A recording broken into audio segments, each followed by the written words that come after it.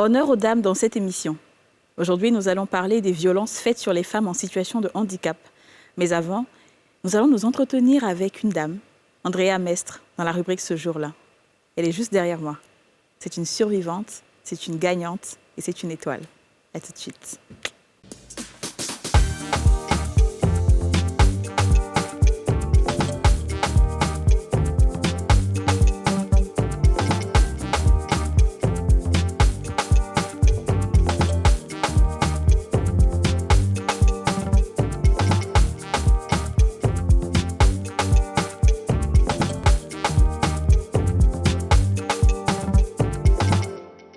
Sa vie a basculé ce jour-là. Andrea Mestre, elle avait 22 ans. Elle apprend qu'elle est séropositive. Andrea est présente aujourd'hui, 5 ans plus tard, pour nous raconter ses luttes et ses victoires sur sa maladie. Bonjour Andrea. Bonjour Kadi. Tu vas bien? Oui, ça va. Et toi? Ça va très bien. C'est un plaisir de t'avoir aujourd'hui. C'est un plaisir pour moi aussi. Ouais. Tu es une femme forte. Tu es une femme qui a traversé beaucoup de choses. Ouais. Et aujourd'hui, tu as accepté de parler avec nous. Exactement. J'ai accepté de donner mon témoignage aujourd'hui. Exactement. Comment est-ce que tu as contracté la maladie? C'est une question en fait, à laquelle je n'ai pas trouvé de réponse. Je ne sais pas, étant donné que c'était la première fois que je faisais mon test à mes 22 ans. Donc, je ne sais absolument pas comment... Tu ne sais pas? Non. Qu'est-ce qui t'a poussé à faire un test En fait, c'est le copain que j'avais à l'époque qui faisait son test à chaque nouvelle relation qu'il commençait. Et donc, il m'a proposé de faire mon test. Et je n'ai pas trouvé d'inconvénient parce que pour moi, de toute façon, voilà, c'était négatif. Tu n'avais rien, voilà. J'avais rien à cacher. Et donc, voilà, c'est comme ça que j'ai fait mon test. Ouais. Et finalement, le test s'avère être positif. Exactement. Tu as le VIH-Sida. Exactement. Ouais. Le test s'est avéré être positif. J'étais vraiment choquée parce que pour moi, j'étais pas malade, j'avais pas de symptômes.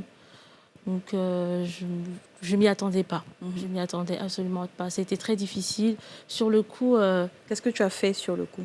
En fait, sur le coup, quand j'ai pris mes résultats, je n'ai pas réalisé. Je me suis dit, bon, OK. Et c'est vraiment quand je suis rentrée à la maison et que j'ai dû voir ma mère et ma sœur, j'ai dû leur dire, en fait, elles m'ont demandé, alors c'est comment? Et là, c'était... voilà. J'ai pleuré, et ma sœur s'est mise à pleurer. J'ai lu la tristesse dans les yeux de ma mère, la peur également. Et là, je me suis dit, Andrea, t'as gâché ta vie. Ouais. Et le petit ami? Et bien lui, il était d'un soutien au début. Il m'a accompagnée à mes rendez-vous médicaux. Il m'a dit, non, je ne te quitterai pas, t'inquiète pas. Voilà, c'est ce qu'il m'a dit au début. Et donc, voilà, je me suis un peu accrochée à ça.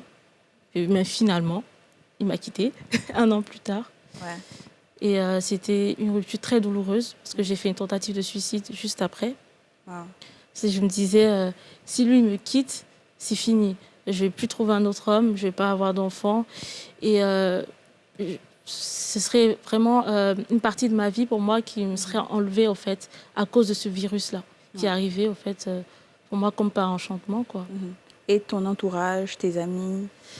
Eh bien, bonne surprise, mon entourage m'a beaucoup soutenue. Mes amis, elles étaient vraiment dans le soutien. Elles avaient peur également, d'autres ont pleuré, d'autres m'ont consolée, mais elles ne m'ont pas rejetée. Nos relations sont restées pareilles, je dirais, mais elles se sont intensifiées. Mais c'est par contre l'entourage de mon ex, voilà, qui était un petit peu difficile, parce que j'ai lu un message, au fait, dans son téléphone, qui discutait avec une amie, soi-disant, et il lui avait dit que j'étais séropositive, alors que c'était un secret. Ouais. Et cette amie lui disait mais qu'est-ce que tu vas faire avec cette merde, cette chose, elle ne pourra jamais te donner d'enfant, genre tu vas gâcher ta vie, tu préfères la mort à la vie, c'est cette phrase qu'elle a dit. Et lui, il lui disait non, ne dis pas ça, t'inquiète pas, genre, je ne vais pas rester avec elle. C'était un peu ça. Ouais, c'était difficile. Ouais, c'était très dur d'entendre ces mots-là. Et après, tu rencontres l'amour. Exactement. J'ai rencontré l'amour quelques jours après que justement mon ex m'ait quittée. Et j'ai rencontré cet homme-là, enfin, comme par hasard, lors d'une soirée. Et je crois que c'était le coup de foudre pour lui. Moi, je m'interdisais déjà les relations. Et le courant est très bien passé. Et donc, on s'est fréquentés pendant, disons, 2 semaines. Et là, il a fallu lui dire la vérité. Voilà, lui annoncer que je suis séropositive. C'était vraiment délicat. Je me disais, est-ce qu'il va me rejeter? Comment ça va se passer? Mais bon, j'ai pris mon courage à 2 mains. Je lui ai envoyé un SMS. On était dans la même pièce. J'ai dit, voilà, je suis séropositive. Wow. Il s'est retourné, il m'a regardé, il m'a dit, et alors? J'ai dit, quoi? Et alors? Il dit, ouais, je vois pas où est le problème. Que ça peut pas m'empêcher de t'aimer. J'ai dit, il y a un piège quelque part. Ouais. C'est bizarre. Trop beau pour être vrai. Exactement. Mais notre relation, c'est très bien passé. En fait, ça allait très vite. C'était vraiment intense. Le fait que je me sois livrée à lui, en fait, ça fait T'avais des craintes quand même? Ouais, j'avais des craintes parce que bon, il était jeune. Je me suis dit, bon, quel jeune va s'emmerder, en fait, avec une femme séropositive? Et donc, sa réaction m'a surprise. Mais j'étais quand même méfiante. Je me suis dit, bah, peut-être faut voir parce que l'autre, au début, il avait accepté aussi. Mais finalement, ça s'est très bien passé. 5 mois plus tard, il a fait sa demande en mariage. Wow. On a fait le mariage traditionnel à Abidjan. Et là, je me suis dit, ah bon. C'est sérieux? C'est sérieux. Peut-être que vraiment, il m'aime. Et quelques mois plus tard, je suis tombée enceinte. Comment tu es tombée enceinte quand tu es séropositive? Et bah, pour cette première grossesse, on a fait une auto-insémination. D'accord. En toute intimité, au fait. Mais on pouvait concevoir normalement. Mais ça, je ne le savais pas. D'accord. Étant donné que j'étais indétectable, c'est-à-dire que ma charge virale, en fait, le virus il était supprimé dans mon sang. Je ne pourrais plus transmettre le virus à quelqu'un, ni à l'enfant. Et c'est parce que tu t'étais soignée au fur et à Voilà, mesure? ça c'est sous traitement qu'on peut devenir indétectable. D'accord, ok. Et aujourd'hui, tu as combien d'enfants? Aujourd'hui, j'en ai 3. J'ai 3 filles. D'accord. Une de 5 ans, une de 2 ans et une de 7 mois. Wow, c'est magnifique. Et là, tu es blogueuse engagée Exactement. contre le VIH-Sida. Exactement. Je me suis engagée contre le VIH-Sida et toutes les stigmatisations liées à ce virus parce que aujourd'hui, les préjugés ont la vie dure, en fait. On a trouvé un traitement qui permet quand même d'avoir une espérance de vie similaire à celle d'une personne séronégative, de faire des enfants, de voyager, d'être en bonne santé. Mais les préjugés nous gâchent la vie. Exactement. Il était temps, en fait, de prendre la parole pour toutes les personnes séropositives dans le monde et également pour sensibiliser, pour dire aux gens, non, le VIH, il est toujours là. Ce n'est pas pour une catégorie de personnes et ce n'est pas écrit sur le front, la séropositive. Et on peut être super belle en plus. Merci. Et avoir le VIH. Et avoir le VIH. Exactement. Et c'est quoi l'avenir pour Andrea? Mais l'avenir pour Andrea, c'est d'abord qu'aujourd'hui, je suis ambassadrice du Fonds national de lutte contre le VIH-Sida en Côte d'Ivoire. Très bien. Et ambassadrice également d'une entreprise de marketing sociétal qui s'appelle Acadie, en Côte d'Ivoire également. Et j'ai créé un mouvement qui s'appelle le mouvement contre la sérophobie en Afrique. Voilà, pour lutter en fait, contre toutes les discriminations. Et ça commence très bien. J'aimerais créer une association plus tard. Tu es très inspirante. Merci.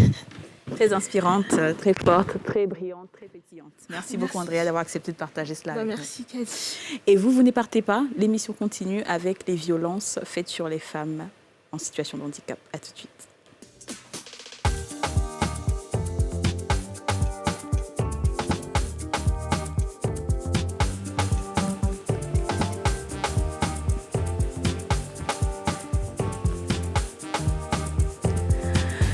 De retour sur le plateau des Femmes d'ici, je rappelle que l'émission Les Femmes d'ici, l'émission en question, l'émission qui donne des palpitations, c'est tous les jours du lundi au vendredi à 13h05 sur la nouvelle chaîne ivoirienne.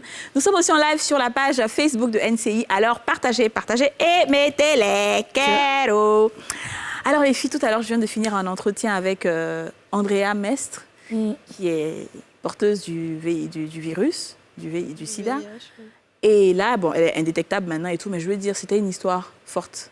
Et ce que je retiens, et là, elle est mariée maintenant, elle a des enfants. Comme quoi, il y a des hommes et puis il y a des hommes. Franchement. Mais bon, on va laisser ce côté-là. Sinon, il y a un vrai garçon. Ouais. Et ce que je retiens, c'est qu'il faut vraiment être bien accompagné. Il faut être bien entouré. Bien sûr. Quand tu es avec des personnes qui t'aiment, qui t'entourent, toi-même, c'est que tu shines, quoi. C'est ça. Ouais, et puis en plus, elle est très belle. Hein. Ouais. Aujourd'hui, le sida, il y a eu quand même une très belle avancée médicale sur la question. C'est ça. Je pense qu'on meurt aujourd'hui même plus de corona que de sida. Franchement. Du paludisme. Que du palu. Ben oui. Parce que là, elle arrive à faire ses enfants normalement. Oui, les enfants n'ont rien. Donc je suis très contente et que les gens, justement, arrêtent de de De stigmatiser, Et je trouve qu'elle a beaucoup de chance parce qu'elle, au moins, elle a fait son test. Il y en a plein qui sont dans les foyers qui n'ont pas encore fait leur test, qui ne savent pas, hein, Ouais. mais qui sont là, qui critiquent, mais qui ne se rendent même pas compte qu'elles ont... Alors, pardon. les filles, on va parler maintenant des violences faites aux femmes en situation de handicap. Parce que c'est vrai, il y a les violences faites aux femmes, en général, mais il y a des femmes aussi en situation de handicap pour qui ces violences-là sont... Pour moi, c'est pas possible, quoi. Figure-toi qu'une femme qui a tous ses membres, qui a sa raison, qui est physiquement apte, Déjà, subit même, des violences. je t'ai dit. Donc, qu'en plus sera-t-il forte pour raison. une femme qui a une déficience physique ou mentale? Les gens sont Ça, c'est vraiment de la lâcheté de la part de ces personnes. Méchant, hein. même. Il y a des abus et c'est pas la peine. Ouais. Je me demande si les gens, tout le monde a eu la même éducation religieuse que nous, quoi. Parce que Non, parce qu'en fait, c'est grave de savoir que de faire du mal à son prochain, ne serait-ce qu'en l'insultant, c'est grave. À plus forte raison quand tu la frappes. Mais Une personne qui a un déficit, c'est-à-dire que soit elle a pas tous ses membres, En plus ou de alors ça, peut-être elle n'a oui. pas toute sa tête, et toi c'est-à-dire que tu la prends comme un profites de Mais cette l'homme, sous-homme. en général, a toujours envie d'avoir l'ascendant sur quelqu'un. A toujours envie de montrer qu'il est fort. il est fort, ça, c'est sûr. Déjà, sur une femme, il te montre qu'il est fort. Donc, c'est imagine une femme qui n'est même pas capable de se défendre. Je te jure. Là, elle est à sa merci.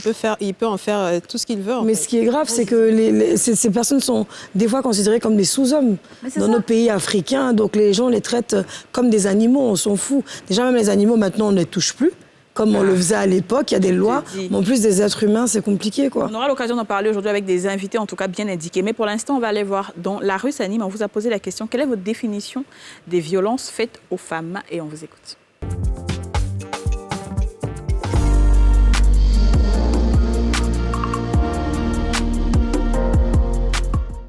Il faut retenir qu'il y a plusieurs formes de violence, à savoir la violence verbale,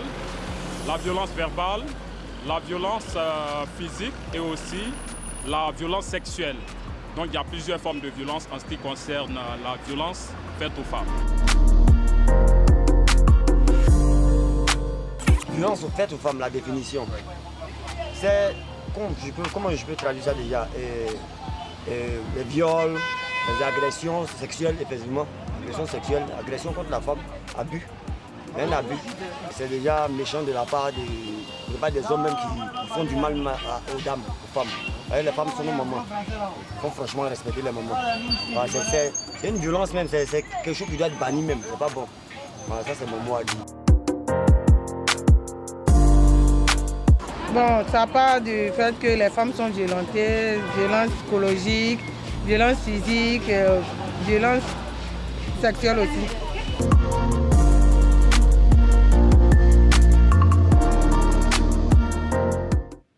En fait, ce que je constate généralement dans les micro-trottoirs, c'est que tout le monde est sur la bonne voie. C'est-à-dire que, oui, c'est pas bon. Les violences, les hommes, là, les violences comme ci, comme ça, les viols, c'est pas bon. Mais finalement, c'est qui commet les actions, les actes, là, qui dirait à la télé, oui, je bats ma femme. Non, et en Toi plus, aussi. tous, ils disent violence sexuelle. C'est-à-dire qu'en dehors de la violence sexuelle, frapper sa femme, c'est peut-être pas grand-chose. Mais violence sexuelle, pour eux, c'est un viol, c'est grave.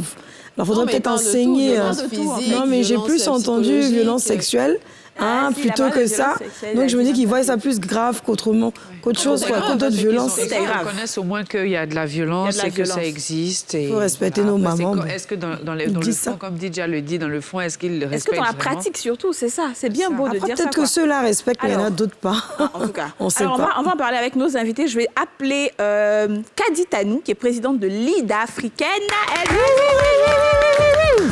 Kadi Tanou.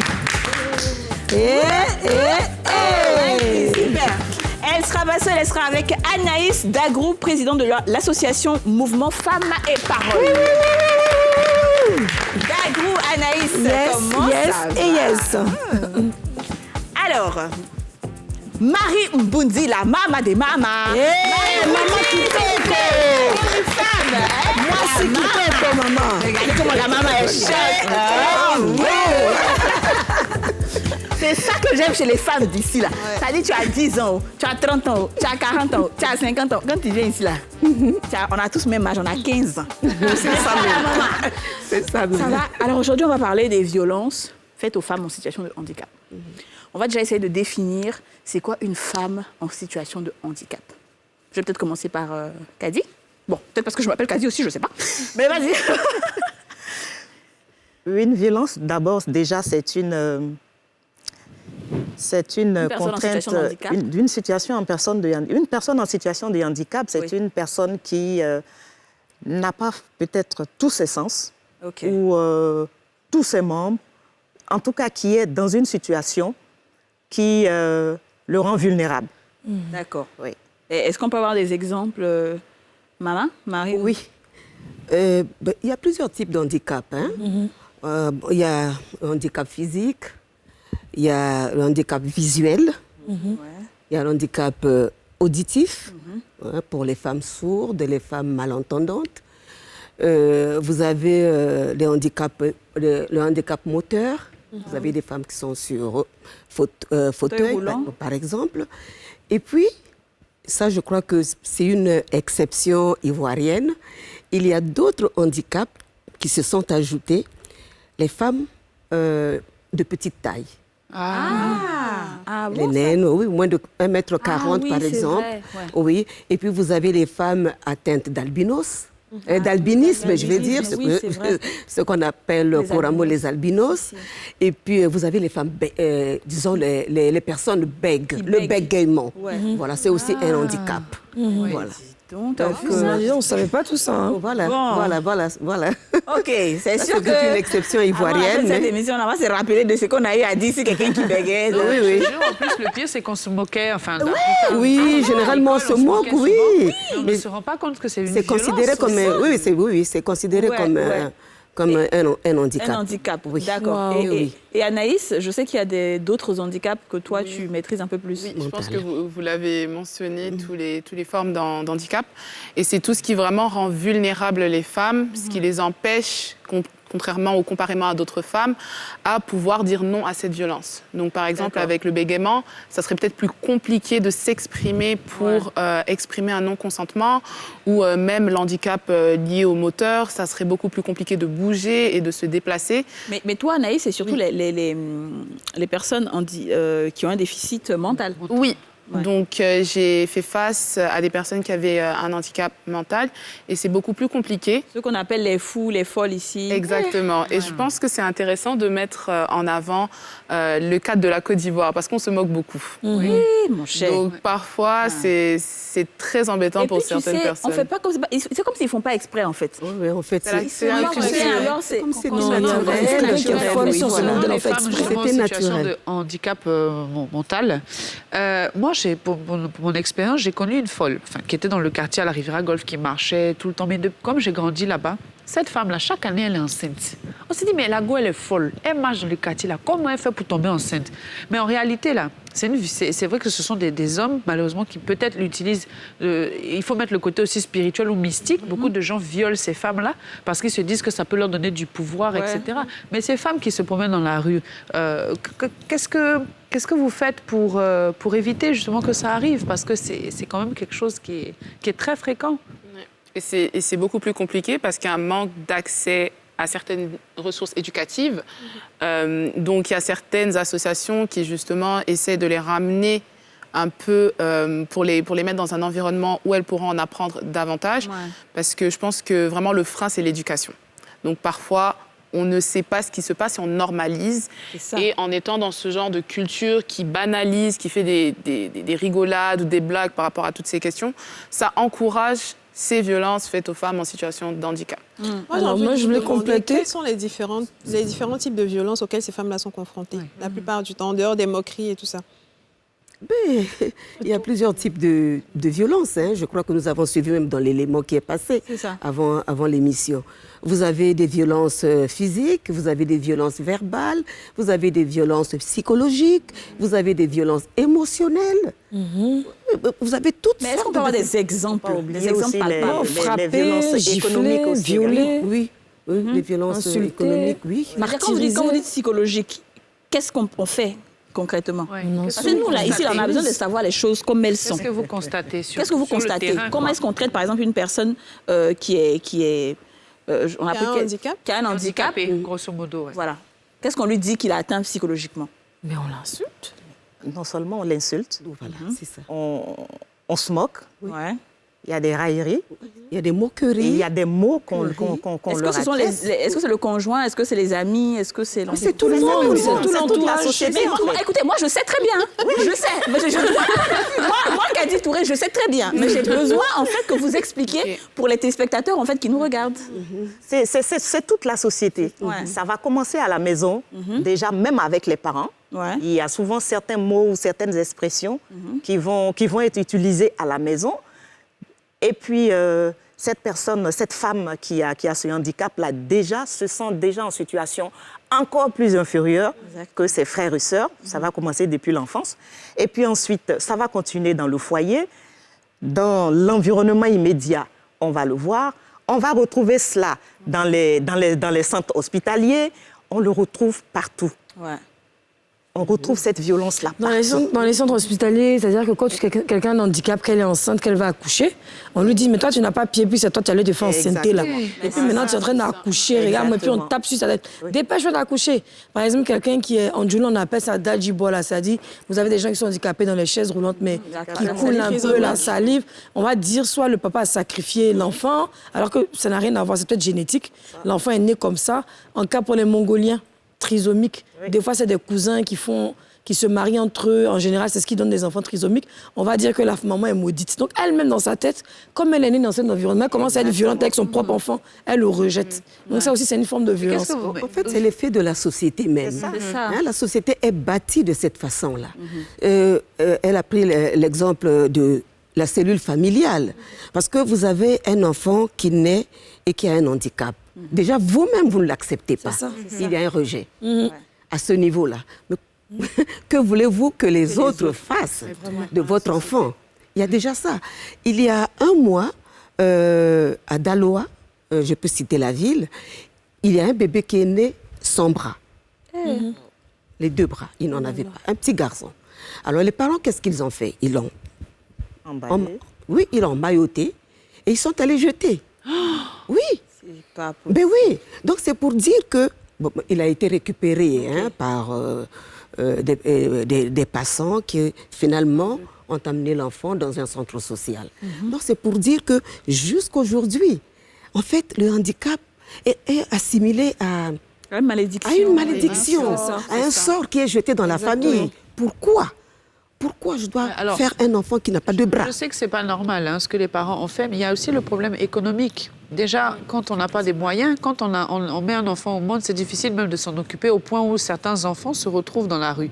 À plus forte raison, un enfant qui n'a pas de bras, qui nécessite beaucoup plus d'attention.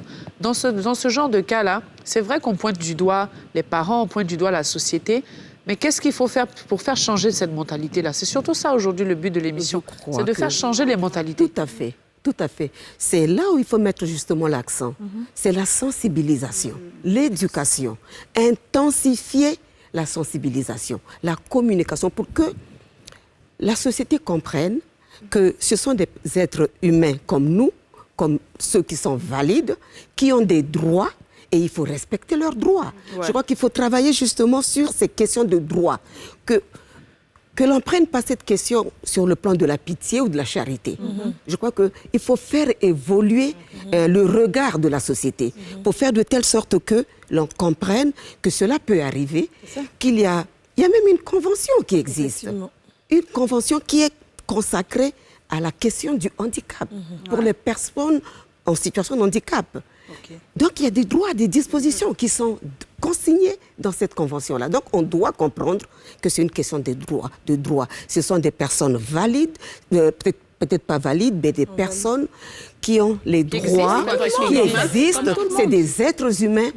Et la Constitution, nos lois disent que tous les êtres humains sont égaux devant la loi. Et moi, je veux rapidement revenir sur quelque chose. Je vais sortir un peu du contexte et revenir. Il y a une ONG citoyenne pour la promotion et la défense des enfants, des femmes et des minorités qui a publié en juin 2021 que 416 femmes auraient été tuées par leur conjoint. Donc ça, c'est déjà... Est-ce que c'est une information qui est vraie? Parce que c'est pas une... Enfin, nous, on a besoin de preuves, de savoir que c'est effectivement ça. Et c'est uniquement à Abidjan. Donc, est-ce qu'il y a des stats pour l'intérieur du pays? Parce que 416 femmes, pour moi, à Abidjan, c'est extrêmement grave déjà. Et est-ce que vous avez des chiffres pour les femmes en situation de handicap? Ce que je peux dire en ce qui concerne les femmes en situation de handicap, c'est que la violence à ce niveau-là, elle est même considérée comme multipliée, je ne sais pas, par 3 ou par 2. Parce que déjà, vous prenez la femme. C'est une femme, donc je ne sais pas s'il faut dire sexe faible, comme on dit, et vous y ajoutez le handicap. Ouais. Et c'est un critère de vulnérabilité. Donc il y a une double vulnérabilité. Ouais. Les chiffres, je ne saurais m'avancer de ce côté-là, parce que les chiffres que nous recevons ne sont peut-être pas toujours fiables. Hein? Donc, je ne peux pas avancer des chiffres. Mais je sais que j'ai lu aussi ce rapport-là, où on parlait des violences, des femmes tuées, hein, qui sont décédées, qui ont été tuées par leur conjoint, certainement, ici à Abidjan, 419. Alors, quand vous prenez ce chiffre-là, je ne sais pas ce que cela peut représenter. Et la période, c'est de 2019, je crois, à 2020. Pendant 2 ans. Pendant 2 ans. Alors, est-ce que cela est lié aussi à la situation que nous avons vécue l'année dernière en ce qui concerne les restrictions liées à la pandémie. Et donc, il y a la promiscuité. Ce que j'ai envie de savoir, c'est est-ce que des enquêtes sont menées régulièrement pour qu'on puisse au moins mesurer l'ampleur des dégâts dans notre société, finalement? Je sais qu'au niveau des ONG, il y a beaucoup de choses qui se font.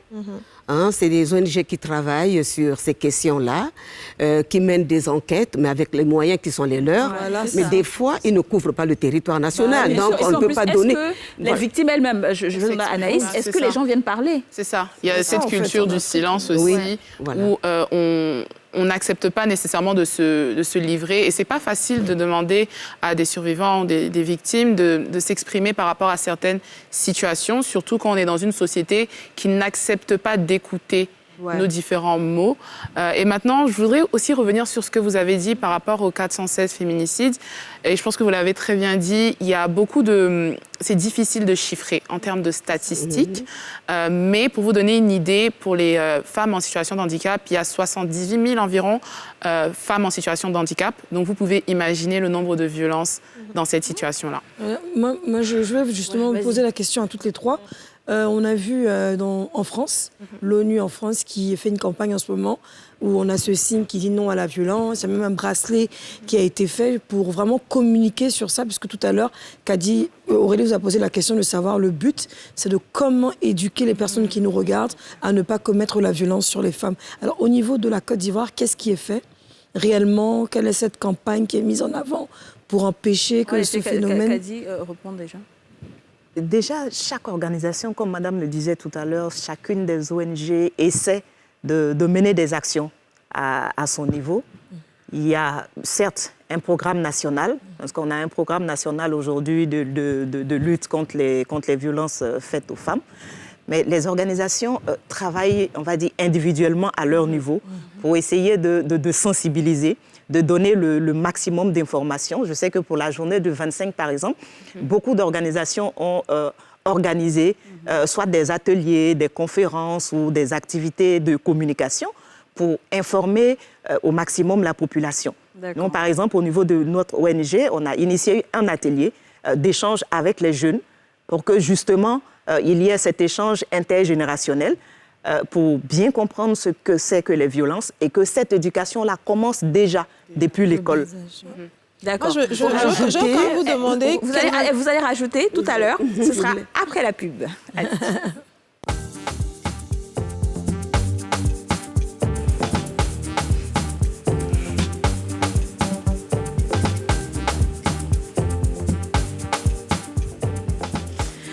De retour sur le plateau des Femmes d'ici pour la troisième et dernière partie de cette émission. On parle des violences faites sur les femmes en situation de handicap. Nous sommes avec Marie Mbounzi, chargée de l'inclusion sociale à ONU Femmes. S'il vous plaît, on va l'acclamer. Kadi Tanou, présidente de l'IDA africaine. Et Anaïs Dagrou, présidente de l'association Mouvement Femmes et Paroles. Bravo. Alors, juste avant de partir en pub, on demandait ce qui était fait. C'était Yasmine qui avait posé la question. Et Marie voulait rajouter quelque chose. Oui. Elle a parlé de la campagne qui se tient actuellement. En effet, depuis le 25 novembre, et cela va se dérouler jusqu'au 10 décembre, il y a 16 jours d'activisme. Voilà. Et donc, durant cette période, il y a beaucoup d'activités. Et c'est vraiment pour ça qu'on fait cette émission. Parce que nous sommes dans les 16 jours d'activisme. Nous sommes dans les 16 jours d'activisme. Voilà pourquoi nous sommes là. Exactement. Et nous sommes en train d'oranger le monde. Exactement. Voilà pourquoi je suis aussi en orange. Mettre notre pierre à l'édifice. Et c'est pour ça qu'on a des coussins orange à côté. Tout à fait. Tout à fait. Alors, au niveau de l'ONU Femmes, nous avons mené des activités. Par exemple, nous aurons un atelier, un séminaire qui va se tenir à Yamoussoukro avec les guides religieux et les chefs traditionnels. Ah, ça c'est très bien. Voilà, sur cette question qui nous préoccupe, la question des violations, la question des violences, parce que ce que nous n'avons pas dit dès le départ, c'est que la violence faite aux femmes, en fait, c'est une violation même des droits de l'homme. Ouais. Et nous ne l'avons pas signifié dès le départ. Je tenais à le faire maintenant. Alors, et donc, je parlais de l'atelier de Yamoussoukro, qui se tiendra en début de semaine prochaine. Et nous avons eu aussi un autre séminaire qui s'est tenu ici à Abidjan, toujours dans le même cadre, c'était avec les journalistes. Oui, parce que c'est une question sensible. C'est ça. C'est une question où il faut avoir le mot juste. C'est vrai que nous avons besoin des médias, de la presse, pour intensifier la communication autour de cette question. Autour de ça, ouais. Mais en même temps, il faut savoir placer le mot. Ouais. Oui, parce que c'est une question, comme je le disais tantôt, c'est une question qui très sensible. Très sensible. Je suis d'accord. Ouais. Alors, oui, d'accord. Alors, je vais demander à Anaïs, les témoignages. Est-ce que vous recevez des témoignages des personnes qui vous approchent? Oui, donc on en a déjà reçu. C'est clair que ce n'est pas la majorité des témoignages des personnes qui vont venir vers nous ne sont pas nécessairement en situation de handicap, mais la différence entre un témoignage entre ces femmes qui sont en situation de handicap et d'autres qui ne le sont pas, c'est qu'elles ne mettent pas nécessairement en avance leur handicap lorsqu'elles témoignent. Ah. Mais lorsque l'on regarde un peu plus, on remarque que cette vulnérabilité est justement présente et que c'est un peu la raison pour laquelle elles ont été victimes de telle ou telle situation. Et aussi pour un peu revenir dans le cadre des 16 jours d'activisme et aussi pour répondre à votre question, qu'est-ce que l'on peut faire ? Comme on l'a dit tout à l'heure, différentes organisations, structures font des activités, mais ce qui me manque, c'est qu'on ne fait pas la promotion de l'accessibilité dans nos activités, c'est ce que je veux. En général. Nous, on a essayé de mettre ça en avant, donc on s'assure que dans tous nos événements, dans toutes nos activités, des personnes qui ont un handicap visuel, auditif ou moteur puissent justement avoir accès. Ouais. Et c'est quelque chose qui manque beaucoup en Côte d'Ivoire. Alors je vais demander à madame, est-ce que ça vous a pas effleuré l'esprit peut-être, en tant qu'ONU, de pouvoir aborder des personnalités publiques, donc ça peut être des animatrices, des chanteurs, des danseurs, et j'en passe, pour participer à cette campagne, être présent et puis peut-être sur les pages, partager, afin qu'il y ait un maximum de personnes qui puissent venir. Parce que je sais que nous, les femmes d'ici... Ça se fait déjà, non? Je crois que ça se fait déjà, parce qu'il y a des blogueuses, il y a des influenceuses sur les réseaux sociaux. J'allais en venir, comme elle a dit, l'impact n'est pas très présent sur les réseaux sociaux. Justement. Aujourd'hui, on parle des 16 jours d'activisme, mais moi, quand je me connecte sur Facebook, je ne vois pas de programme, par exemple, pour dire que pendant les 16 jours d'activisme, voici ce qu'on va faire aujourd'hui, venez ici demain. Quand on sait que la majorité de... C'est ça. À qui la faute? Quand on sait que la majorité, en fait, des personnes qui sont violentes le sont sur les réseaux sociaux. Bien sûr, bien sûr. Est-ce que la sensibilisation... Parfois, il y a un manque de curiosité. Comment ça? Dans le sens où, pas nécessairement de vous, hein. Je pense que beaucoup d'organisations, comme surtout ONU Femmes, a fait pas mal de... Moi, personnellement, je vois. Oui, voilà. Je vois. Les personnes que je suis, je vois effectivement les programmes, comme Edith Brou et tout. Il y a plein de personnes qui montrent tous les programmes, je vois. Oui. Voilà. Il y a un manque peut-être par exemple, Edith Bou et toutes ces personnes, c'est sur Twitter ou bien sur LinkedIn. Mais vous voulez la masse. Ce qui vous intéresse, c'est pas les élites ou bien c'est la masse que vous voulez. C'est enseigner les gens dans les villages qui rejettent les handicapés. C'est le dernier du marché qu'on veut un truc. Mais dans ce cas-là, nous autres là qui avons vécu des situations difficiles, on peut être présente, ça n'a pas besoin d'être payé pour ça. Ce que je veux dire, on n'a pas besoin. Moi, ce que je voulais vous demander par rapport à ça, c'est que je sais que vous êtes plusieurs entités, donc plusieurs organisations qui vous débrouillez un petit peu de votre côté avec les moyens que vous avez. Est-ce qu'aujourd'hui, vous pouvez, enfin, sans pour autant fustiger quelqu'un, mais est-ce que vous êtes accompagné aussi par l'État? Parce que quand il s'agit de, par exemple, sensibiliser sur une pauvre dame handicapée qui est dans le fin fond d'un village, elle n'a pas forcément accès aux réseaux sociaux. Et il y a aussi, la deuxième question, c'est de savoir aussi comment comment vous allez accompagner cette dame-là qui n'a pas forcément cette information-là et qui peut peut-être prendre la tâche vers une structure qui peut l'aider à sortir justement de cette violence-là. Alors donc, est-ce que vous êtes accompagné? Bon, allez-y, je vous en prie. Est-ce que nous sommes accompagnés pas forcément par l'État? L'État, ok. Pas forcément par l'État. Moi, par exemple, je suis sur ce plateau-là aujourd'hui et je représente 3 autres organisations parce que nous travaillons en consortium avec 3 autres organisations, le RIDEF, GFM3, CEFSI, et nous sommes appuyés par un partenaire canadien, Carrefour International.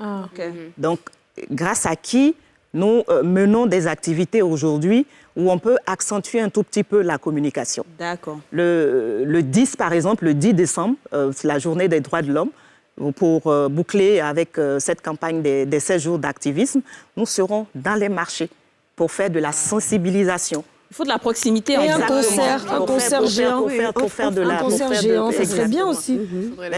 Comme on est là actuellement, peut-être que vous allez faciliter un peu plus les choses avec vos différentes relations. Exactement. Est-ce que vous n'avez pas l'impression que vous sensibilisez toujours les mêmes personnes? Non, je ne pense pas. Non, pas forcément, mais qu'on attend qu'il y ait du relais aussi. Elle a dit si, l'autre dit non. Pas nous nécessairement. Ok, d'accord. J'aimerais écouter les deux avis. Pas nous nécessairement en tant qu'association Mouvement Femmes et Paroles, mais il y a la réalité des choses, c'est que parfois, les personnes qui ont besoin de plus d'accès à ces ressources éducatives n'ont pas accès à Internet. Donc, il y a un travail à faire, soit sur l'accès au digital à l'intérieur du pays, soit s'adapter à l'environnement, soit l'environnement doit s'adapter à ces personnes-là. Ce qui veut dire qu'on a besoin de plus de moyens. J'ai une question qui est on va écouter Elsa. Aurélie, s'il te plaît, on va écouter Elsa réponse. Est-ce que vous avez Oui. En fait, nous, en ce qui concerne ONU Femmes, nous ne nous limitons pas à Abidjan. Nous avons des activités, je vous ai parlé de Yamoussoukro, et nous avons d'autres activités qui se déroulent à Daloa, à l'intérieur du pays, à Mans, ainsi de suite. Donc nous avons des activités qui sont programmées dans ces villes-là. Et ce que je voulais ajouter aussi, c'est que au niveau des personnes vivant avec handicap ou bien en situation de handicap, elles sont organisées à leur propre niveau. Parce que vous allez trouver des femmes qui sont en situation de handicap, qui ont créé, qui ont fondé des organisations, des associations pour les personnes, ou bien pour les femmes en situation de handicap. Et donc, elles ont autour d'elles un certain nombre de personnes, avec qui... Moi, je rejoins un peu Didja, j'ai une question qui est un peu forte. Excuse-moi, Yasmine, ce que je voulais juste revenir, c'est très important. Ce que vous avez dit tout à l'heure, c'est que on remarque que l'environnement ne s'adapte pas, en fait, aux situations des personnes handicapées. Je prends l'exemple qu'en France, vous avez les parkings, les places de parking. Elles sont adaptées. C'est la première place qui est en face du magasin.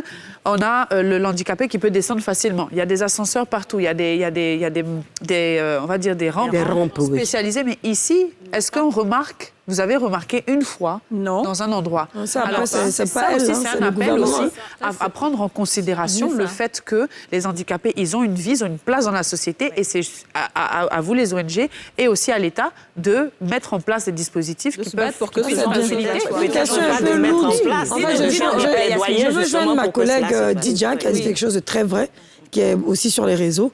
C'est que lorsqu'il y a un souci avec une femme et que ça peut être médiatisé ou ailleurs, là, on vous voit beaucoup. Moi, je vous ai vu beaucoup. Je vois toutes ces associations sur Facebook. Pendant 1 mois, 2 mois, ça va jusqu'en Chine, ça va jusqu'au sommet des sommets. Là, on sent que vous êtes présente et qu'il y a beaucoup d'associations qui sont là. Mais quand il s'agit de faire campagne, justement, pour éviter les frasques, on ne vous voit plus. là, ça s'éteint totalement. Là, on n'a pas eu besoin de personnages publics ou de personnes de concert. Ça part, mais vraiment comme des... Ouf, on dirait que vous connaissez le Gary. On dirait qu'on met l'eau, ça gonfle, ça explose. Qu'est-ce que vous répondez à ça? Vous faites? Est-ce que vous ne pourriez pas faire la même chose, cette même chaîne-là de solidarité? En réalité, la même chose se fait. Ce qui se passe, c'est que dans l'autre cas, il y a le relais qui est derrière de chacune des personnes qui veut que chacun soit au courant de l'information et donc qui partage. Donc vous étiez en début d'émission, vous aviez demandé aux gens de partager le direct et de mettre des cœurs. Donc s'il vous plaît, mettez des cœurs et partagez nos différentes informations. Si vous faites le même bouquin aussi, l'autonomie financière. Quand une femme est en situation de handicap, il est rare qu'elle puisse avoir du travail. Ou même quand elle l'a, elle est peut-être pas rémunérée de la même façon que les personnes normales. Donc, ça, c'est quand elle a un travail. Quand elle n'a pas de travail, elle est livrée à elle-même. Donc, doublement ou triplement vulnérable. Est-ce que dans vos différentes associations et l'ONU Femmes, vous mettez en place un accompagnement financier pour monter des activités ou pour les mettre ensemble, pour créer quelque chose qui pourrait rapporter de l'argent à ces femmes-là? Merci pour cette question. En fait, pourquoi nous nous occupons au niveau de l'ONU Femmes de cette question des femmes en situation de handicap?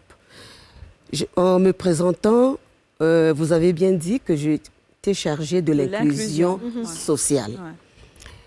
Et donc, nous sommes partis d'un constat. Nous avons constaté en effet que la pauvreté se féminise. Mais quand vous prenez les femmes en général, vous les regardez, elles sont dans un groupe. Mais dans ce groupe-là, vous trouvez des femmes en situation de handicap qui sont plus vulnérables que les autres. Vous trouvez les femmes veuves qui sont plus vulnérables que les autres. Vous trouvez des femmes âgées qui sont aussi plus vulnérables que les autres. Donc, au niveau de ONU Femmes, nous avons un principe dans l'agenda 2030 qui dit ne laissez personne de côté. Leave no one behind. Et donc, nous travaillons dans cette dynamique-là. Dans cette dynamique-là, je m'occupe de cette question. Je suis chargée de cette question. Et donc, dans mon portefeuille, j'ai les femmes en situation de handicap, j'ai les femmes veuves et j'ai les femmes âgées. Pourquoi? Parce que nous avons pensé que ce sont des femmes qui sont d'une vulnérabilité telle qu'il faut véritablement travailler sur leurs questions de façon spécifique parce qu'elles ont aussi des besoins spécifiques.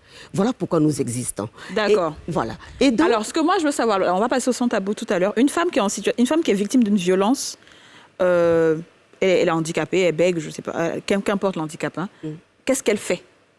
Et où ça va?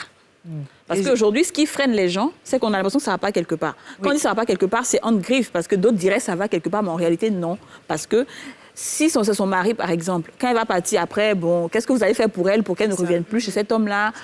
Qu'est-ce qui se passe? Dénoncer ça pour retourner à la maison. La question est une question, je pense, je rajoute à ta question une question juridique. Parce qu'il y a le côté social, le côté financier, mais l'aspect juridique de la question. Qu'est-ce qui se passe? Je laisse Anaïs rebondir dessus. Une autre association, donc le mouvement Femmes et Paroles partage des ressources éducatives, donc éduque déjà sur le fait que vous avez des droits, déjà de 1, et de 2, vous êtes dans une situation de violence. Parce que parfois, certaines femmes ne le savent pas. Oui. Donc, notre rôle, c'est donc sensibiliser, éduquer et ensuite rediriger. Donc, malheureusement, on n'agit pas directement avec les survivantes, les victimes. Mais cependant, on les dirige vers ONU Femmes, vers d'autres structures qui sont plus aptes que nous, bien évidemment, à pouvoir répondre surtout financièrement parlant, parce qu'on n'a pas d'aide. Au moins, l'éducation est gratuite. D'accord. Alors, donc, sur cette question, pour compléter ce qu'elle disait, en fait, il s'agit pour la femme de dénoncer ce qu'elle a vécu. Il y a donc la dénonciation.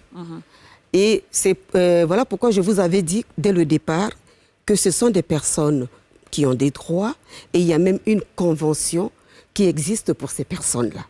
Dans la convention, effectivement, si la femme connaît ses droits, si la femme est outillée, si la femme est formée, et c'est sur quoi nous travaillons. Nous travaillons donc sur des questions de formation, sur des questions de renforcement de capacité, sur des questions de plaidoyer et sur des questions d'accompagnement. Vous avez parlé des questions d'accompagnement. Tout ça. Voilà, donc, Voilà pourquoi ces femmes qui ont déjà compris, elles sont organisées en structure. Mais donc, en gros, quand une femme a ce problème-là, elle va faire quoi, la première des choses? Elle va porter plainte, elle va voir ONU Femmes, et après, qu'est-ce qui se passe? Elle dit, moi, je veux vraiment contacter ONU Femmes.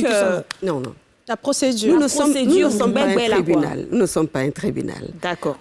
Si elle vient à ONU Femmes, par exemple, nous allons voir comment l'orienter. Okay. Parce qu'elle doit aller vers les services de police d'abord, pour aller dénoncer, pour dire ce qu'elle a vécu. Et ensuite, il faut que la procédure se déclenche pour que l'auteur soit puni. Parce que le problème que nous vivons, c'est l'impunité. Et ces personnes ne sont pas après un viol, après des violences sexuelles, ce sont des personnes que vous retrouvez dans la société, dans le quartier, et dans votre immeuble. Et donc ça, c'est un problème pour les survivantes, telles qu'on les appelle, ou les victimes. D'accord. Voilà. On va laisser Kadi terminer. Oui, et là, elle abordait le point sur l'éducation et surtout l'autonomisation.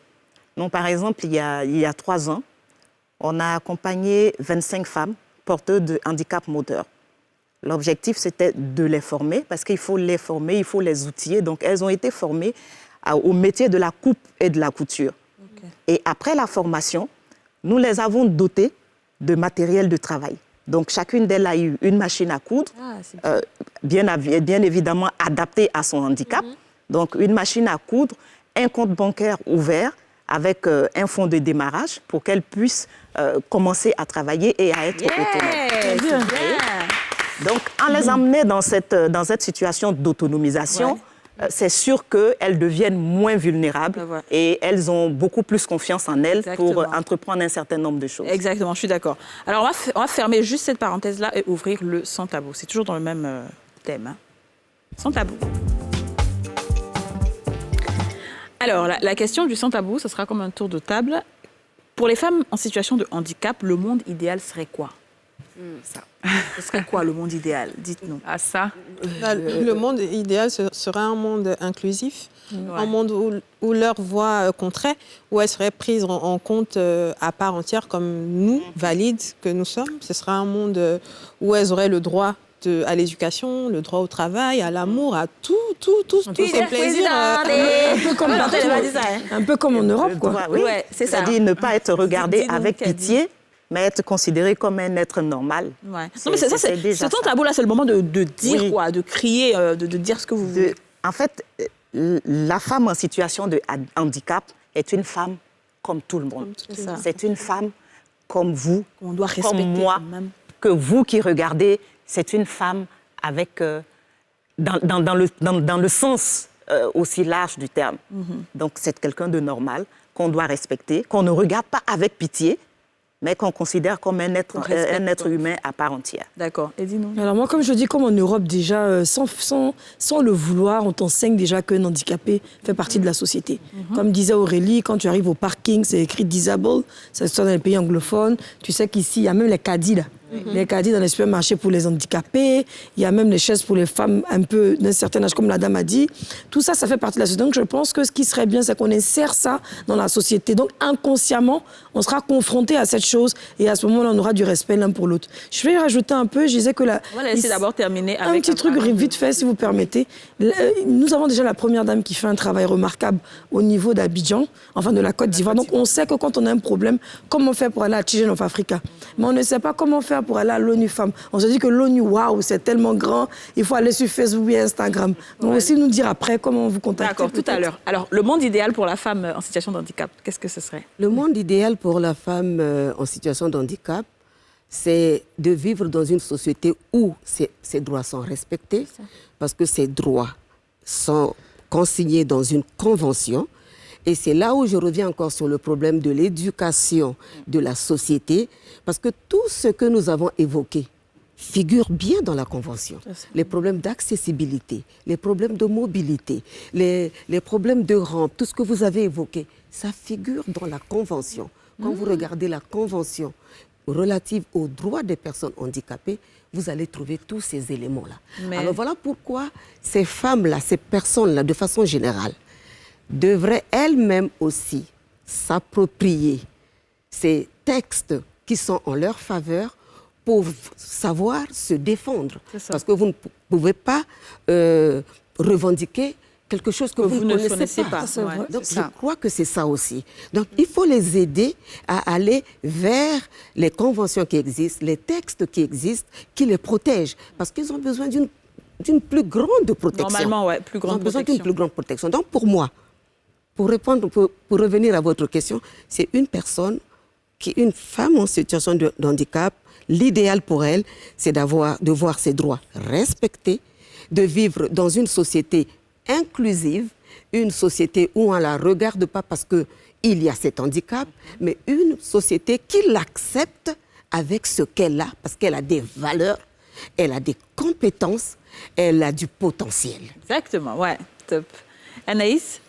Pour moi, le monde idéal, je pense que ça serait un monde, comme elles l'ont dit, accessible et inclusif. Et pour revenir un peu sur l'inclusion, il ne faudrait pas minimiser l'inclusion seulement sur nos comportements. Il y a le langage inclusif aussi, surtout en Côte d'Ivoire. Le langage inclusif. Donc, par exemple, quelque chose de très minime, mais on dit très souvent handicapé, qui est très péjoratif. Ouais. Donc, ça serait déjà de commencer à dire situation de handicap. Parce que déjà, le langage peut avoir un impact sur nos actions, inconsciemment ou pas. Donc, on doit dire en fait une personne en situation de handicap, pas un handicapé. C'est ça, parce que l'handicapé, qu'on le veuille ou non, c'est perçu, c'est très péjoratif. Donc, on dit, oh, l'handicapé qui est là-bas. Donc, déjà, ça le réduit à quelque chose de moins que ce qu'il est vraiment. Donc, c'est ça, promouvoir l'inclusion du langage, l'inclusion même dans nos comportements, dans nos institutions. Et aussi, quand je disais accessibilité, c'est rendre un peu tout accessible. Facile et plus facile, c'est ça. Pour les femmes en situation de handicap, leur permettre, d'un point de vue économique aussi, d'avoir accès à certains boulots, être à un certain niveau de vie comme toute autre femme et le permettre d'avoir une meilleure vie, quoi. Mais ça, c'est bien évidemment l'idéal. L'idéal, mais ça viendra. Exactement, mais on espère. Voilà, on se projette. Ça commence avec ces discussions. On dit toujours. On parle des femmes, mais en même temps, on n'oublie pas les enfants. Les enfants, oui. Les enfants. Je vais revenir à ça tout à l'heure. Dis-nous, Aurélie. Alors, le monde idéal pour moi, ce serait de pouvoir se marier, d'avoir des enfants, d'avoir une vie normale, d'avoir la possibilité de voyager quand on veut, de pouvoir aller faire ses courses au supermarché comme on veut, d'avoir des facilités, justement, comme on a dit, d'accès. Et bon, après, c'est vrai que je vous laisserai terminer votre question, mais ça m'amène juste à une autre question. Ce que je viens de vous dire, c'est de savoir, est-ce que aussi entre personnes handicapées, vous organisez aussi des événements entre ces personnes-là qui puissent ne pas se sentir seules, afin qu'eux-mêmes, ça puisse leur remonter le moral ou psychologiquement les aider aussi à faire face à ce monde, parce qu'ils sont nombreux aussi à être seuls et à ne pas être ensemble. Est-ce que Marie avait dit qu'il y avait une association? Oui, eux-mêmes, ils sont organisés des événements. Ils organisent des événements. Comment on appelle ça qu'a dit les rencontres amoureuses. Ah oui, aussi. Les dates, les blind dates. Voilà, ça aussi, ça peut faciliter. Oui, pour répondre à votre question, elles sont bien organisées. Ouais, je pense. En tout cas, en ce qui concerne les structures que je connais. Comment elles s'appellent pour les petites rencontres amoureuses comme ça, là? Oui, non, mais pourquoi pas? Oui, exactement. Pourquoi pas? Alors, elles organisent, par exemple, la journée nationale de la femme handicapée. Oui. Il y a ces journées-là. Et je crois que le week-end, il y aura, je crois, un événement Miss Handicap. Donc, c'est des choses qui sont organisées, sont bien organisées à leur niveau. Ils organisent des rencontres, ils ont des activités. Ils ont des activités. Mais est-ce que faire... Enfin, je ne veux pas faire l'avocat la solidarité entre elles. Est-ce que faire des rencontres amoureuses entre handicapés, ce n'est pas les laisser entre eux toujours? Est-ce qu'une femme handicapée est-ce qu'un homme normal ne peut pas aller vers une femme handicapée et inversement? Pourquoi faire des rencontres amoureuses entre handicapés? Un homme non, elle n'a pas dit ça. La dame de l'ONU n'a pas dit ça. C'est la question d'Aurélie. Non, c'est la question d'Aurélie. Si je reviens sur la question d'Aurélie. Des rencontres entre mais peut-être que je comprends très bien ce que Didja veut dire. Mais peut-être que le fait de peut-être se mettre ensemble, ça donne plus de force. Ils se comprennent avant de s'exprimer. Parce que si on fait une journée des personnes en situation de handicap, c'est sûr que des personnes valides aussi pourront participer. Comme par exemple le 3 octobre. Le 3 octobre, c'est la journée internationale des personnes handicapées. Le 3 décembre. Le 3 décembre. J'allais dire, c'est mon anniversaire. J'étais en train de me dire, c'est mon anniversaire déjà. Ça a vite passé. Autant pour moi, le 3 décembre, c'est la journée internationale des personnes handicapées. Donc, pendant les 16 jours d'activisme, vous avez le 1er décembre, c'est la journée de lutte contre le sida. Vous avez le 3 décembre, la journée internationale des personnes handicapées. Et puis, vous avez le 10 décembre, la journée internationale des droits de l'homme. Alors, quand vos capsules dans les télés, pourquoi vous ne financierez pas peut-être une chaîne de télé, faire de belles capsules, non à la violence, si on me tape, voilà ce que je dois faire. Parce que c'est vrai que vous financez ces handicapés, 25 chaises roulantes, 25 ici, par là, vous attendez que les personnes puissent vous aider, mais ça serait bien aussi peut-être d'inciter aussi une chaîne à pouvoir passer vos capsules, de très belles capsules qui pourraient être faites par plusieurs personnes, des personnes lambda, tout le monde pourrait y participer. Il y a une chaîne qui existe, TV Handicap. C'est le but. Venez chez nous, vous allez faire les Je suis là. Elle dit qu'il y a une chaîne qui existe sur le web, TV Handicap. TV Handicap, oui. D'accord. Oui, je suis intervenue plusieurs fois sur cette chaîne. Mais une chaîne qui propulse un peu comme NCI, ça serait bien. Parce que ce que moi je veux dire, c'est qu'il y a plein de gens qui sous-estiment un peu ce qu'on est en train de dire, surtout les vœux qu'on émet ici, où Aurélie dit par exemple il faut avoir des parkings spéciaux. Les gens le sous-estiment parce qu'ils pensent que les personnes en situation de handicap sont les autres. Oui. Mais on ne se rend pas compte que tout le monde peut devenir handicapé à un moment ou à un autre. C'est-à-dire que demain, je touche du bois, tu peux rouler une voiture, tu es handicapé. Alors que si toi, tu as un dirigeant, tu es une personne influente, tu aurais pu instaurer ça. Si toi, tu te retrouves dans cette situation-là, au moins tu auras. Non, mais il faut toujours qu'une personne se retrouve dans cette situation-là. C'est ça, je dis. Que les choses bougent. C'est dommage. C'est dommage. Donc, il faut vraiment que tout le monde, chacun à son niveau, se penche, en tout cas, comme il peut, pour pouvoir véhiculer, pour pouvoir aider, pour pouvoir sensibiliser, pour que ces personnes-là se sentent le mieux possible, en fait. Vous pouvez financer des sketchs. Des relais. C'est la productrice de film. Elle peut vous faire un beau film dessus. C'est l'occasion, justement. On va terminer. C'est justement l'occasion de dire à toutes ces personnes qui ont toujours eu envie de participer à des activités comme celle-là, des activités de soutien, les activités d'accompagnement, de tout ce qui est violence liée à la femme.